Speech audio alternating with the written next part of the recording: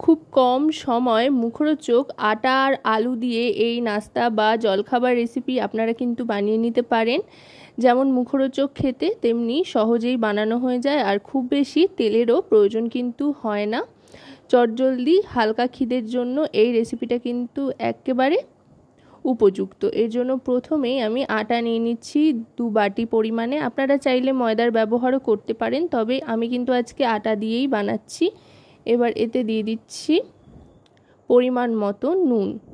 এবার দিয়ে দিচ্ছি খাওয়ার সোডা, এতে করে বেশ একটা ক্রিস্পিনেস আসবে আটার ডোটা মধ্যে। এবার দিয়ে দিচ্ছি সাদা তেল, 3 থেকে 4 চামচ মতো সাদা তেল নিয়ে নিচ্ছি ময়ানের জন্য। মোটামুটি আর কিন্তু কোনো কিছু মেশাবো না ময়ানের জন্য। নুন, তেল আর তার সাথে খাওয়ার সোডা, চিনির ব্যবহার কিন্তু করিনি। এবার ভালো করে প্রথমে ময়ান দিয়ে নিতে হবে। ময়ান দিয়ে নেওয়ার পর যখন হাতের সাহায্যে দলা পেকে আসবে আবার ভেঙে যাবে, তখন বুঝতে হবে ময়ানটা একদম পারফেক্ট হয়েছে। ঠিক এরকম যখন হয়ে আসবে আবার আস্তে করে দেখুন ভেঙে দেওয়া যাচ্ছে, ঝুরঝুরে হয়ে যাচ্ছে। তখন অল্প অল্প করে জল দিয়ে একটা মিডিয়াম ডো তৈরি করে নিতে হবে।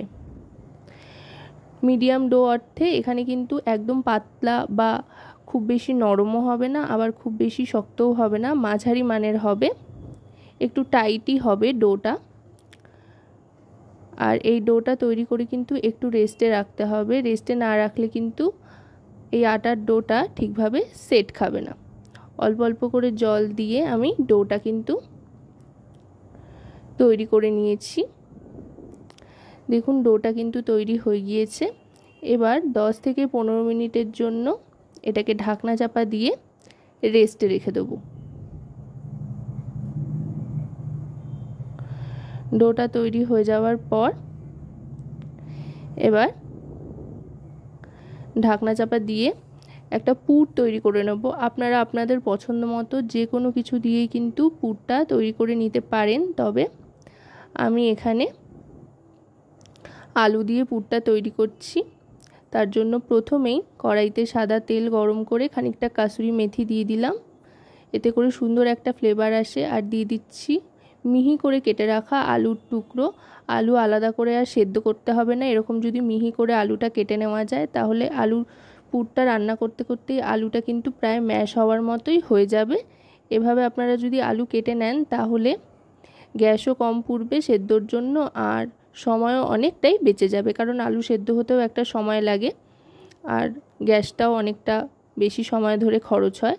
সেই ক্ষেত্রে কিন্তু এভাবে আপনারা আলুর পুরটা তৈরি করে নিতে পারেন, আর এতে করে তাড়াতাড়ি তৈরিও হয়ে যাবে। আলুগুলো যেহেতু একদম ছোট ছোট করে কাটা, তাই তাড়াতাড়ি তৈরি হয়ে যাবে। এবার দিয়ে দিচ্ছি এতে পেঁয়াজ কুচি আর তার সাথে লঙ্কা কুচি। পেঁয়াজ, লঙ্কা আর আলু সবটা বেশ খানিকক্ষণ ভালো করে ভেজে নেওয়ার পর এবার দিয়ে দিচ্ছি এতে পরিমাণ মতো হলুদ গুঁড়ো, আর তারপর দিয়ে দিলাম পরিমাণ মতো নুন। 1 টিস্পুন পরিমাণে এখানে হলুদ গুঁড়ো নিয়েছি, আর দিয়ে দিচ্ছি এখানে সামান্য চিলি ফ্লেক্স। বেশ একটু ঝাল ঝাল হলে এই রেসিপিটা কিন্তু বেশি ভালো লাগে, তাই কাঁচা লঙ্কা আর চিলি ফ্লেক্স দুটোই ব্যবহার করলাম।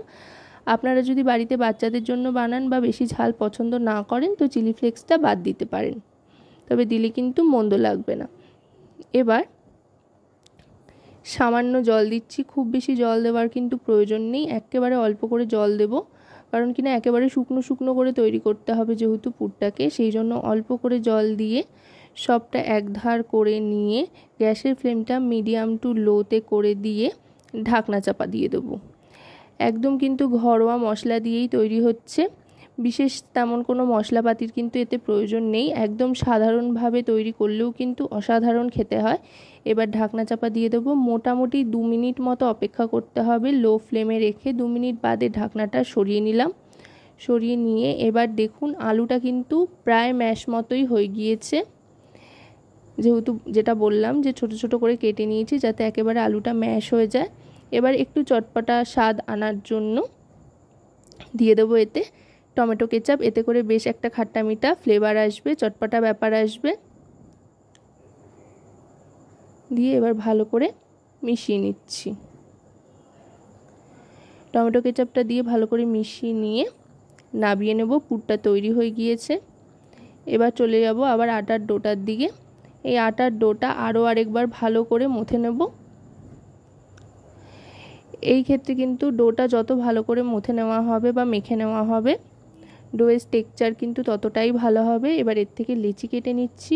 মোটামুটি মাঝারি মানের লেচি কেটে নিচ্ছি। এখানে সাধারণত পরোটা বা রুটির জন্য আমরা যেমন লেচি কাটি সেরকম লেচি কেটে নিয়েছি। কেটে নিয়ে এবার বেলে নেব। এটা কিন্তু একটু পাতলা করে বড় করে রুটিটাকে বেলতে হবে, আর একেবারে যে গোল করেই বেলতে হবে সেরকম কোনো ব্যাপার নেই। আমি তেলের সাহায্যে বেলে নিচ্ছি। অবশ্যই কিন্তু তেল দিয়েই বেলে নেবেন, তাহলে বেলতে সুবিধা হবে। আর একেবারে পুরো পারফেক্ট গোলের দরকার নেই। একটু যদি একা বেঁকা বা তেড়ে বেঁকে যায় কোনো সমস্যা নেই, তবে হ্যাঁ অবশ্যই কিন্তু এটাকে খুব পাতলা করে বেলতে হবে। মোটা করে বেললে কিন্তু একদমই ভালো লাগবে না, কাঁচা থেকে যাওয়ার একটা সম্ভাবনা থেকে যাবে। সেজন্য একদম পাতলা করে আমি বেলে নিচ্ছি। এক্ষেত্রে বল বাড়ার তেমন কোনো কিছুই নেই আমার এখানে। পুরো ব্যাপারটাই ভালো করে দেখে নিতে হবে। যত ভালো করে দেখে নেবেন, একটুও স্কিপ না করে, ততটাই ভালো করে বুঝতে পারবেন আর ততটাই ভালো করে বানাতে পারবেন। এই দেখুন আমার কিন্তু মোটামুটি বেলা হয়ে গিয়েছে। দেখুন কতটা পাতলা করে বেলে নিয়েছি। ঠিক এরকম পাতলাভাবেই বেলে নিতে হবে রুটিটাকে। রুটিটা পাতলাভাবে বেলে নেওয়ার পর এবার এই পুরটা যেটা আলু দিয়ে তৈরি করে রেখেছিলাম সেটা মাঝখানে দিয়ে দেব। আরও আরেকবার বেলে নিচ্ছি। এবার পুরটা মাঝখানটায় দিয়ে একটা চামচের সাহায্যে অল্প একটু ছড়িয়ে দেবো। চারধারে একেবারে ছড়িয়ে দেওয়ার প্রয়োজন নেই, ঠিক মাঝ বরাবর অল্প করে ছড়িয়ে দিলেই কিন্তু চলবে। এভাবে দিয়ে চারধারে ছড়িয়ে দিচ্ছি। ছড়িয়ে দিয়ে এবার আস্তে করে চারধারটা ভাঁজ করে দেবো। অনেকটা মোগলাই যেভাবে ভাঁজ করা হয় সেইভাবে। এটাকে কিন্তু চাইলে আপনারা আলুর মোগলাইও বলতে পারেন। আমি এখানে পেঁয়াজের ব্যবহার করেছি। আপনারা চাইলে পেঁয়াজ ছাড়া নিরামিষি দিনেও কিন্তু এভাবে আলুর মোগলাই বানিয়ে খেতেই পারেন, দুর্দান্ত লাগে খেতে। আবার এটাকে আপনারা চাইলে নাস্তা রেসিপিও বলতে পারেন, যেটা আপনাদের ভালো লাগে। এইভাবে প্রত্যেকটা আমি তৈরি করে নিচ্ছি। আগে কিন্তু প্রত্যেকটা তৈরি করে নেবেন, তারপরেই ভাজতে যাবেন, তাতে করেই সুবিধা হবে। কারণ কিনা যেহেতু এটা তৈরি করতে বেশ খানিকটা সময় লাগে, তাই তৈরি করতে করতে কিন্তু ভাজা যাবে না। আমি এইভাবে প্রত্যেকটা তৈরি করে নিয়ে এবার ছেড়ে দিচ্ছি। তবে মোগলাই ভাজতে সাধারণত আমরা ডুবো তেল ব্যবহার করে থাকি, তবে এখানে কিন্তু আমি ডুবো তেলের ব্যবহার করছি না। চাইলে আপনারা এটা ডুবো তেলে ভাজতেই পারেন, তবে আমি যেহেতু কম তেলে বানাচ্ছি সেজন্য প্রথমে আগে রুটির মতো আস্তে আস্তে সেঁকে নেব দুপিঠটা।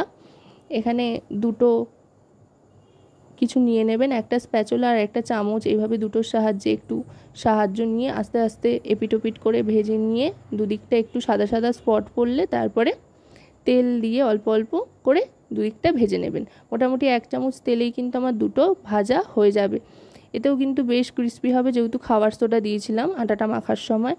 তো আশা করব রেসিপিটি আপনাদের ভালো লাগবে। ভালো লাগলে অবশ্যই রান্নাবাটি চ্যানেলটিকে সাবস্ক্রাইব করে লাইক শেয়ার কমেন্টের মাধ্যমে আমাদের পাশে থাকবেন, আর পাশে থাকা বেল আইকনটি অন করে দেবেন সবার আগে সমস্ত রকম নতুন রান্নার নোটিফিকেশান পাওয়ার জন্য। কারণ আপনাদের নিয়ে আপনাদের জন্যই কিন্তু আমাদের চ্যানেল রান্নাবাটি। তাই আপনাদের প্রত্যেকটা লাইক শেয়ার কমেন্ট সাবস্ক্রাইব কিন্তু আমাদের অনেক অনেক উৎসাহিত করে নতুন নতুন ভিডিও তৈরির জন্য। দেখুন কথায় কথায় কিন্তু খুব সুন্দরভাবে ভাজা হয়ে গিয়েছে। দেখতে কতটা লোভনীয় হয়েছে আশা করি সেটা আপনারা বুঝতেই পারছেন, আর বাড়িতে বানিয়ে খেলে বুঝতে পারবেন খেতেও কতটা ভালো লাগে এটা। আর তাড়াতাড়ি তৈরিও হয়ে যায়, আর বেশি তেলেরও আমি এখানে ব্যবহার করিনি।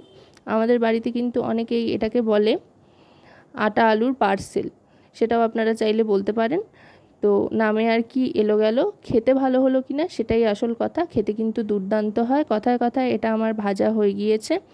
এবার আমি আস্তে আস্তে এটাকে তুলে সার্ভ করে দেবো। এটা কিন্তু শুধু শুধুই খাওয়া যায়, একটা থেকে দুটো খেলেই পেট ভরে যায়। মোটামুটি রুটি তরকারি একসাথে রয়েছে বা পরোটা তরকারি একসাথে রয়েছে বলা যেতে পারে। তো এবার এটা আমি সার্ভ করে দিচ্ছি। তো আজকের এই রেসিপি আপনাদের কেমন লাগলো অবশ্যই কিন্তু কমেন্টের মাধ্যমে জানাবেন।